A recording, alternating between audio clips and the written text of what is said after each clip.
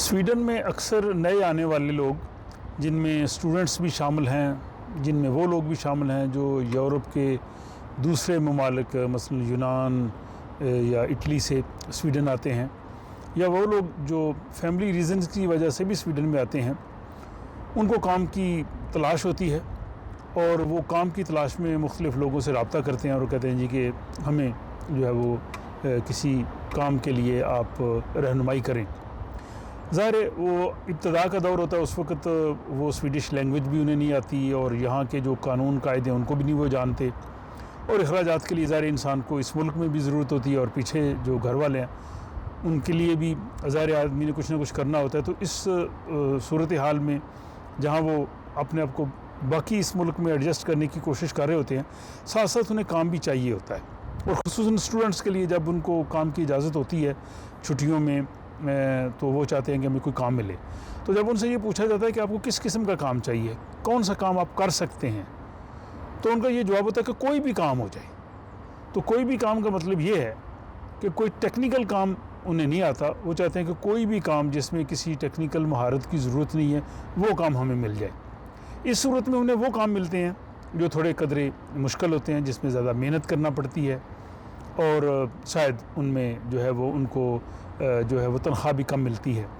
इस तरह के बहुत से जॉब्स अगरचे स्वीडन में मौजूद हैं, जैसे न्यूज़पेपर डिस्ट्रीब्यूशन का काम है, प्रेमो जिसे कहते हैं कि लोग रात के वक्त जो है वो अखबारात जो घरों में अपार्टमेंट्स या बाकी घरों में जाके वो तकसीम करते हैं।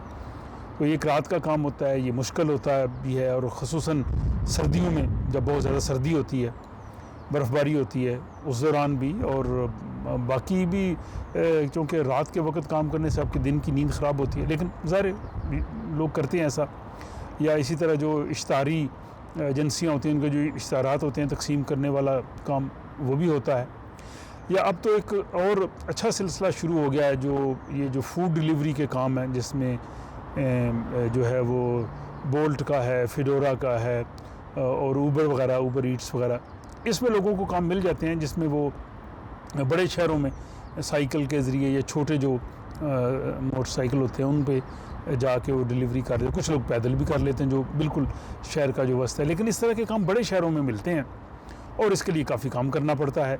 तो ये या फिर आ जाके लोगों को किसी रेस्टोरेंट्स में, या जब समर होता है तो यहाँ पे जो है वो बाहर गार्डन वगैरह में काम वगैरह मिल जाता है, सर्दियों में बर्फ़ इकट्ठा करने का। लेकिन ये मुश्किल काम होते हैं, मेहनत तलब होते हैं, और इसमें उस तरह से तनख्वाह कम वगैरह भी नहीं मिलती।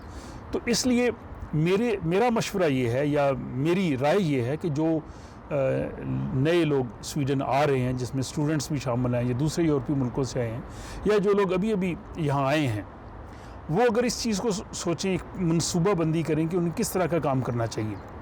स्वीडन में जो टेक्निकल नौइयत के काम हैं उनकी मांग भी होती है, और उन लोगों को जो है वो अच्छी तनख्वाह भी बेहतर मिलती है।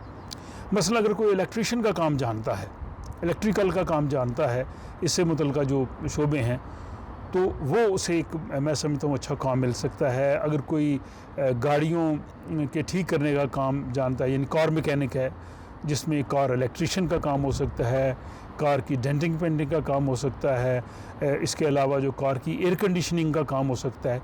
इस किस्म के अगर किसी को काम आते हैं तो उनमें भी उसको, मैं समझता हूँ कि दूसरे जो मुश्किल काम हैं उनकी निस्बत इनमें जॉब मिलने का इम्कानात ज़्यादा हो सकते हैं। फिर इसके साथ ही अगर फॉर एग्ज़ाम्पल किसी को हेयर कटिंग का काम आता है, या इवन को टेलरिंग का काम आता है, किसी को जो है वो कारपेंटर का काम आता है, लकड़ी का काम वो कर सकता है, या ये जो पाइप फिटिंग का, प्लम्बर का काम है, ये बहुत ज़्यादा है। इस तरह के मैं समझता हूँ कि अगर आने से पहले कोई शॉर्ट कोर्स करके 4-6 महीने, तो इस तरह की महारत हासिल करके कोई अगर आएगा तो इब्तदाई दौर में मैं समझता हूँ उसको काम मिलने में काफ़ी आसानी होगी, और उसमें लैंग्वेज का बैरियर भी नहीं होगा, क्योंकि उसमें को इंग्लिश अगर आती है तो उसमें आप जो है वो काम कर सकते हैं। और वो काम आप यहाँ की जो मुख्तलिफ़ कंपनियाँ हैं, आप उनके पास जाएंगे और आप उनको बताएंगे कि इसमें मेरी महारत है, लेकिन ये जितने भी काम मैंने अभी बताए हैं इनके लिए आपके पास सर्टिफिकेट होना बहुत ज़रूरी है। आपके पास कुछ सनद, कोई ऐसी चीज़ होनी चाहिए किसी टेक्निकल इदारे से, किसी जगह से अगर आपने काम किया है तो आप ये बता सकें कि आप कार मैकेनिक हैं, आप इलेक्ट्रीशियन हैं, आप पाइप फिटिंग का काम जानते हैं, आप कारपेंटर का काम जानते हैं, आप टेलरिंग का काम जानते हैं, आप बाल काटने का जानते हैं, यानी आपके पास वो कोई ना कोई सर्टिफिकेट होना बहुत ज़रूरी है। और दूसरा, उसमें अगर आपके पास एक्सपीरियंस सर्टिफिकेट है, किसी जगह आपने काम किया है, वो आपको लिख दे कि इस शख्स ने इतना अर्सा काम किया, ये अच्छा है, मेहनती है, ये काम को जानता है, तो वो एक और आपका मेरिट हो जाएगा। तो यहाँ स्वीडन में कोई भी अगर आप काम करते हैं और उससे आप तनख्वाह लेते हैं, आमदन आपकी होती है, तो वो उस पर आपको टैक्स देना होता है। टैक्स के बगैर आप नहीं चल सकते। और यहाँ इब्तिदा में जब आपने काम करना है तो आप अपने तौर पे अगर वो काम आपको नहीं करना चाहिए। मैं यही एडवाइस करूँगा कि इस मुल्क के जो कानून है उसके मुताबिक काम करना चाहिए और काम बिल्कुल वाइट करना चाहिए। छोटी छोटी बहुत सी फर्में ऐसी मौजूद हैं जिनको इस तरह की महारत के लोग चाहिए, वो आपको जॉब दे सकते हैं।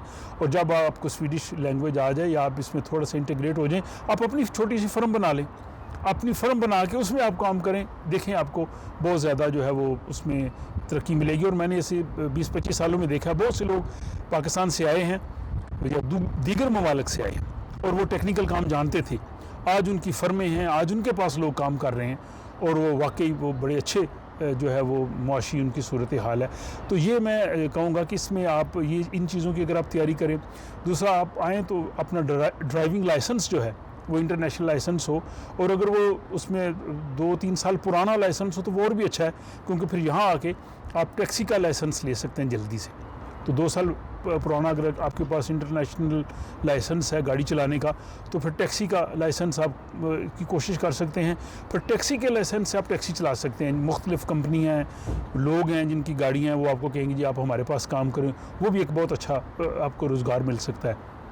बाकी जैसे मैंने कहा कि हर आमदन जो है उस पर आपको टैक्स देना है। हाँ, कुछ काम ऐसे हैं कि जिनके लिए आपको किसी फ़र्म की ज़रूरत नहीं है, जो आप इनफरादी तौर पे कर सकते हैं।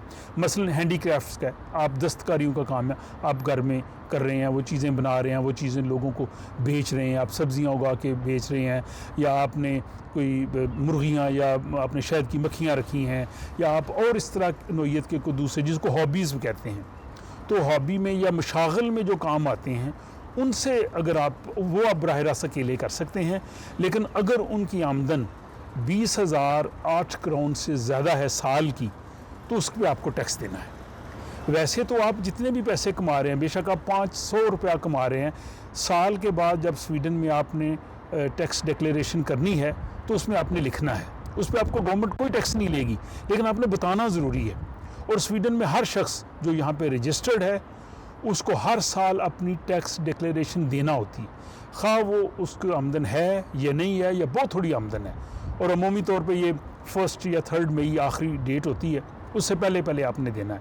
तो अगर आप हॉबीज़ के ज़रिए फॉर एग्जाम्पल 15,000 करोड़ कमा रहे हैं, 20,000 तक कमा रहे हैं, आपको कोई टैक्स नहीं देना पड़ेगा, लेकिन आपने बताना ज़रूरी है।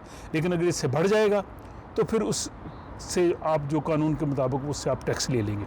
लेकिन जो बाकी टेक्निकल नौइयत के काम जो मैंने आप बताए हैं वो आप किसी ना किसी फर्म्स के साथ करेंगे। छोटी फर्में भी हैं, बड़ी फर्में भी हैं, तो उनको ज़रूरत होती है। और अगर आपको टेक्निकल काम आते हैं तो डेफिनेटली आपको जल्दी काम मिल सकता है। और वो जो मुश्किल काम करने वाले हैं या जिसमें आप मुख्तलिफ़ लोगों की मिन्नत समाजत करेंगे, बहरहाल उससे बच जाएंगे। और कोशिश यही करें कि यहाँ के कानून के मुताबिक जो है वो आप काम करें। उसकी इंफॉर्मेशन यहाँ के जो इदारा है दफ्तर रोज़गार आरबिस फार्मिल, वो भी आपको दे सकता है। हर म्यूनिसिपैलिटी में सिटीज़न सेंटर्स होते हैं, वो भी आपको दे सकते हैं। लेकिन इसके साथ जब आप यहाँ पे इंटीग्रेट हो जाएं, आप जॉब हासिल करना शुरू करें, तो उसमें कुछ और चीज़ों का ख्याल रखना है जो इन द लॉन्ग टर्म आपके लिए फ़ायदेमंद होंगी, जैसे पेंशन है, जो आपकी शराइत हैं। ये वो ऐसी चीज़ें इंशाल्लाह अगली वीडियो में आपको मैं तफसील से बताऊंगा, ख़ुसूसन पेंशन के हवाले से, क्योंकि जो दीगर ममालिक से लोग आते हैं उनको इन चीज़ों की आगाही नहीं होती और वक्त गुजरने के बाद फिर उनको इस चीज़ का एहसास होता है। तो मुझे उम्मीद है कि काफ़ी मुफीद किस्म की मालूमात आपको इस वीडियो से मिली होंगी। इससे अगर आपको अच्छा लगा है तो अपने दोस्त अहबाब के साथ भी शेयर कीजिए, और मज़ीद आइंदा इस तरह की और मालूमाती वीडियोस जो है वो देखने के लिए आप जो है इस चैनल को ज़रूर सब्सक्राइब कराएँ। आपका बहुत शुक्रिया।